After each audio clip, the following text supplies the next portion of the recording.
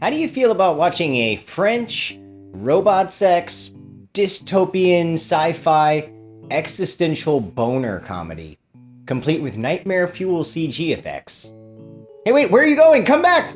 Come back!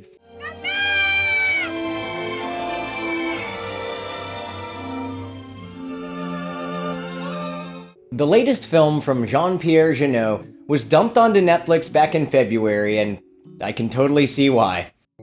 The last film I saw from this director was 2001's Amélie, which I saw when it came out and enjoyed.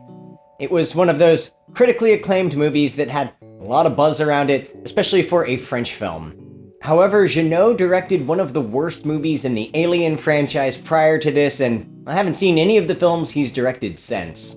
When most Americans hear French film, they're immediately looking for an exit. But some of my favorite movies last year were from French directors. Art house movies such as Titane and Annette. However, Big Bug will likely land at least an honorable mention for my worst movies of 2022 list.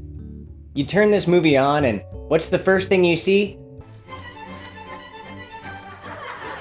Big Bug is not incompetently made, but the effects look bad, the characters are all annoying, and the themes are so heavy-handed that the movie literally ends with a COVID reference. Le Covid-50, un confinement généralisé de 3 mois minimum, a été décrété.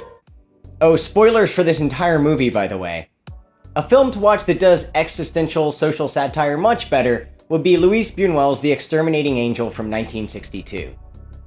Big Bug takes place in a future world where robots are revolting. In fact, they already seem to have authoritarian control over humans. They have a television show where humans are exploited, and they run anti-human propaganda ads. The plot is that an ex-husband and wife have their families together for an afternoon, but after the robots take over, they're trapped in their house with all of their friendly, loyal robot servants who begin to learn about sex. In fact, one of the women has been getting buggered by her droid for a while now. The robots are all led by a robot that looks like Einstein. This guy fucks. There's the robot maid, the robot on wheels, and the little toy robot. Then there are all the human characters whose names I hope I can get right. The ex-wife is Alice, and her horny new boyfriend is Max. Victor used to be married to Alice, but he's banging his assistant, the vapid Jennifer, who betrays the group to the evil robot overlords called the Yonks, and then turns into one of those dog people from the intro. Francois is the lonely old woman who is in love with her android Greg. Then there is Alice's daughter Nina, who is crushing on Max's son Leo. L'humain est trop vite périmos. À peine au topito que son corps commence déjà à craquer. Nina's primary character trait is that she blows her hair out of her face. So the characters are all a bunch of horny people trapped in a 1950s vision of the future and harassed by a fascist android with big scary teeth. The comedy didn't work for me in the film. Ça me fait pas rire. Non, moi non plus. Arrête ça, Léo. Quoi, c'est pas assez rétro-glam pour vous? I actually didn't laugh at anything that happened, even when it was going for a more slapstick approach. Is an android woman sucking up a spider supposed to be funny or just gross? It's not that I'm uncomfortable with a film that explores sexual themes either. One of my favorite films from last year was one in which a woman fucked a car. The whole commentary about how we're enslaved by our technology doesn't dig as deep as it could. Watching the robots try to learn to tell jokes isn't funny. Like, the jokes themselves aren't funny, but the humor in them not knowing how to tell jokes doesn't work either. When I go back and look at this clip of a robot Einstein learning how to laugh, I have to question my own decision in watching this movie all the way through. In order to torture the characters, the Yonks turn up the heat in the house, and all the characters have to shed their clothing. Then they turn the AC all the way up so the characters have to cuddle together to get warm. The robot characters all become interested in giving sexual pleasure to the human characters. This movie is just way too horny for me. It's horny, but never sexy. And it's a comedy, but it's not really funny. Jeunet's attempt at a dark and disturbing sex comedy is misguided in its execution.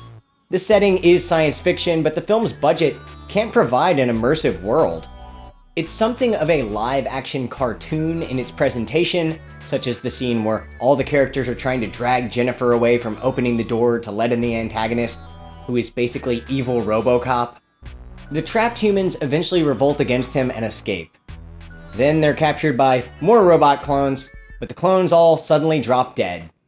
The whole robot revolt was a bug that caused the robots to kill anyone considered hostile.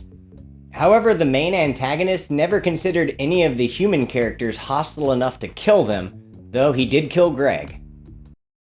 This guy fucks. The company fixes the bug by changing the hostile target to the face of the clones themselves.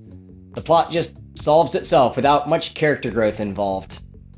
The husband and wife get back together, Leo gets together with Nina, and Mecha Einstein is mounted atop the robot maid, so it's a happy ending.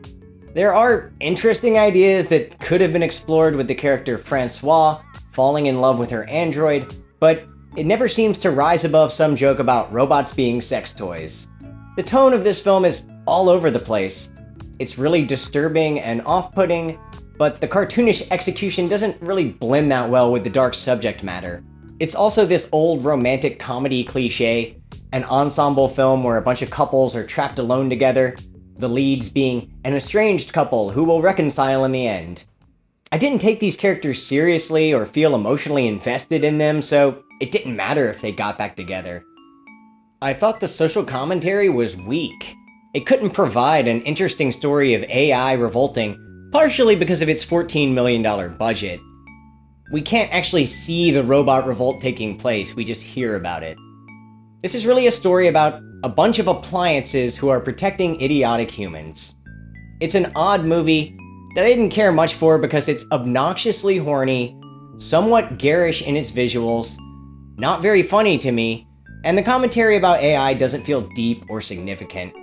All that being said, I didn't really have problems with the over-the-top acting, given that everything was so exaggerated and the color choices and sets are well thought out.